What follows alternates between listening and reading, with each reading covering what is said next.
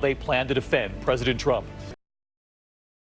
After a C-130 goes down fighting the fires in Australia, 3 American firefighters killed, and what we've learned tonight.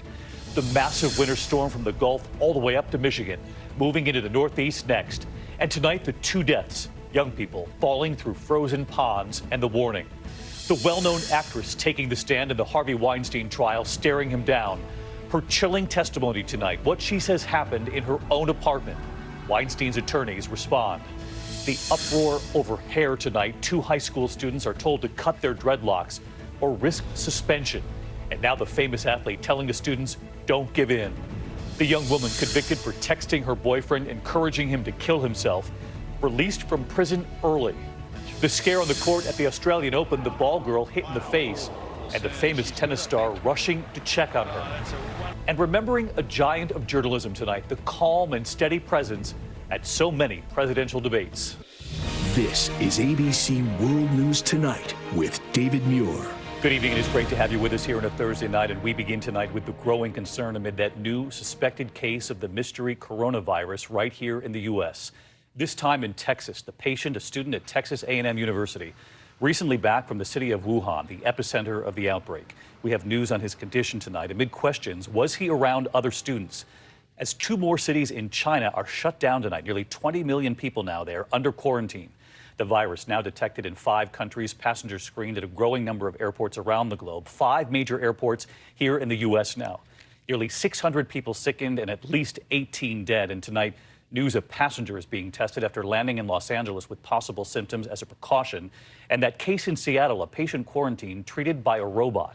ABC's Marcus Moore leads us off from College Station, Texas. Tonight, a suspected second case of that deadly coronavirus here in College Station, Texas. A student at Texas A&M University who recently traveled to Wuhan went to the ER with symptoms, worried he had the virus. He is now quarantined himself inside his home. The hospital recognized the potential immediately and did all correct steps. Doctors say the young man may have gone to classes before going to the ER, but they insist the risk to the public is low. The patient had mild symptoms and was improving, so that's a very good sign. At LAX, where screening was already underway, a passenger is also being treated for coming down with flu-like symptoms. First responders meeting his flight from Mexico last night. And tonight, that first American patient diagnosed with the virus still in isolation outside Seattle, as doctors try to reach at least 16 people known to have come in contact with him. In just the last week, the virus has now spread to 5 countries, sickening nearly 600, leaving 18 dead, mainly in China, where the lockdown is now extended beyond Wuhan to include around 20 million Chinese citizens now banned from leaving 3 cities. Clinics overwhelmed as patients are screened, public spaces disinfected, supermarket shelves bare. Quarantining a city of 11 million, as well as a couple of other cities in China, that's never been done before. This is a giant public health experiment, and we hope it's successful.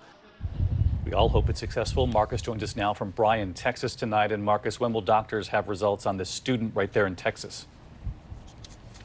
Well, David, the CDC is conducting all of the testing, and the samples get sent to Atlanta. Once they arrive, it could take a day or 2 for them to know if this is a confirmed case of the coronavirus. David. Marcus Moore leading us off tonight. Marcus, thank you. We turn next to the drama on the Hill tonight, the impeachment trial of President Trump, day 3 of the Senate trial. House managers today arguing the president abused his power, and what they showed, they say, proof of the president's motive.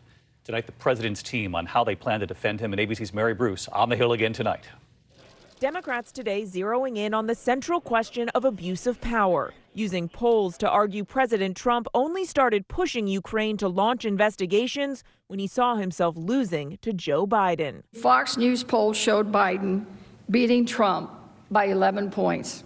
The president asked Ukraine for this investigation for one reason and one reason only, because he knew it would be damaging to an opponent who was consistently beating him in the polls. Democrats point out the president didn't press Ukraine until 2019, when polls showed the former vice president was his biggest threat. Those polls do show a powerful motive that Donald Trump had, a motive that he didn't have the year before or the year before that. They argue the pressure campaign that followed amounts to abuse of power. No president has ever used his office to compel a foreign nation to help him cheat in our elections. Prior presidents would be shocked to the core by such conduct. Trump's team says that abuse of power is not a crime and therefore not an impeachable offense. But Chairman Gerald Nadler tried to dismantle that argument using one of the president's top defenders to make his case, playing old video of Senator Lindsey Graham from the Clinton impeachment trial. Doesn't even have to be a crime. It's just when you start using your office and you're acting in a way that hurts people, you've committed a high crime. Democrats point out it wasn't just Graham, that one of the members of the president's own defense team and even Attorney General Bill Barr have said you don't need an actual crime to impeach. But the president's lawyer says either way, they don't believe the president's actions warrant removal from office. The actions of the president do not reach that level, no matter which school of thought you're on. And we're not afraid to put out both of those schools of thought. Democrats now have one more day to make their case. Despite their disagreement, Graham even praising Adam Schiff's presentation when they ran into each other in the Capitol. He's well-spoken, did a good job of creating a tapestry, taking bits and pieces of evidence and emails and giving a rhetorical flourish, making the email come alive, sometimes effectively, sometimes a little over the top. But shaking hands there in the Capitol, that image making news all day today. Mary Bruce live back up on the Hill tonight. And Mary, Democrats playing that video of Senator Lindsey Graham from the Clinton impeachment trial where he said you don't have to commit a crime to be impeached. His colleagues there in the Senate chamber then turning to look at his chair when that happened and he wasn't there. Quite a moment, David, but Senator Lindsey Graham was not there in the chamber, though it did get quite a few snickers from his colleagues when they then turned to look at his empty chair. Now, David, Democrats have one more day to make their case before the Trump team finally has a chance to respond starting on Saturday. But tonight, sources tell us that they may opt for a shorter session on Saturday so that the president's team can make the bulk of their response next week when more people are likely to be tuning in. In full public view. All right, Mary Bruce again tonight. Mary, thank you. To other news now into Australia, where those historic wildfires have now claimed the lives of 3 American firefighters. And tonight, just in here, new images of that C-130 that went down. ABC's Maggie Rulli, just back from the fire zone. Tonight, the worst wildfires in Australia's history, claiming American lives. An air tanker carrying 3 American firefighters crashing while on a mission. The frantic emergency calls coming in. Fire comms message read. Click your captain message read. Crashed, huh? Yeah, fire comms, it's just a ball of flames. Over. The 3 were on board this massive C-130 Hercules, nicknamed Zeus, battling a fire near Canberra. We will be forever indebted to the enormous contribution and indeed the ultimate sacrifice that's been paid. More than 200 American firefighters have deployed to Australia since the fires erupted. At Sydney's airport, they were given a hero's welcome. On the fire lines, we met Steve Price from Boise, Idaho. It's an honor to come over here and help out, Aussies. The wildfires have killed at least 31 people since September. More than 25 million acres burned. It's believed more than 1 billion animals have died, with countless others left homeless. David, officials are investigating what may have caused this crash, but there were reports of high winds and dust storms in the area. David? All right, Maggie Rulli has been covering these fires for weeks for us. Maggie, thank you. Back here at home tonight to that winter storm stretching from the Gulf to the Great Lakes tonight and then right into the Northeast. Trouble soon expected all along the I-95 corridor. Spinouts and accidents on icy roads in south central Kansas. Look at those images. And an ice storm coating trees in the Ozarks. In Arkansas, downing power lines, leaving people in the dark there. And winter weather alerts in at least 12 states at this hour. So as always, let's get right back to meteorologist Rob Marciano tracking it all for us. Hey, Rob.